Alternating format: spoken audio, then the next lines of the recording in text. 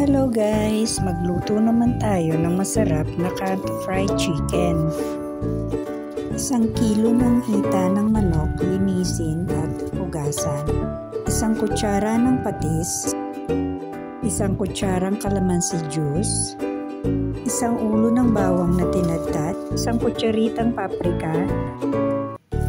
1 kutsaritang pinong paminta. Lamasin at ibabad ng mga 30 minuto o 1 oras. At itabi muna. Gawa tayo ng breading mixture. 1 tasang harina, kalahating tasa ng cornstarch, 1 kutsaritang pamintang pino, 1 kutsaritang bawang na pulbos, at 1 kutsaritang paprika. At haluin lang mabuti.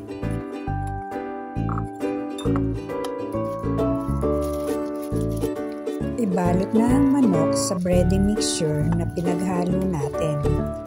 Balutin lang siyang mabuti at saka itaktak ang harina pagkatapos. Huwag kalimutang mag-like, share, and subscribe sa hindi pa nakasubscribe. Click ang notification bell para ma-notify ng latest video. So, ayan na siya. Ready na siyang iprito. At nagpainit na ako ng mantika sa kawali at ilubog lamang siya isa-isa. Sa katamtamang apoy lamang para hindi mabigla ang pagkaluto ng manok at hindi mahilaw sa loob. Kapag nag-golden brown na siya, pwede na siyang baligtarin. O, diba? Ang ganda ng kulay.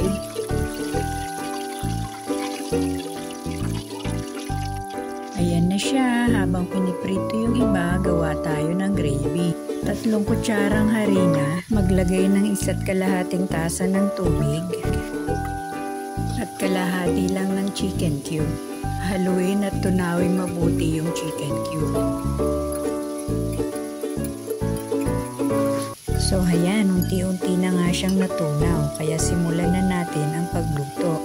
Maglagay ng 2 kutsarang butter, tunawin sa mahinang apoy lamang. At ilagay na yung pinaghalong harina at tubig. Hayaang kumulo. Haluin hanggang sa lumapot. Maglagay ng 2 kutsarang toyo, pamintang pino, 1/4 cup na gatas. Ito ay magbibigay linamnam sa ating gravy.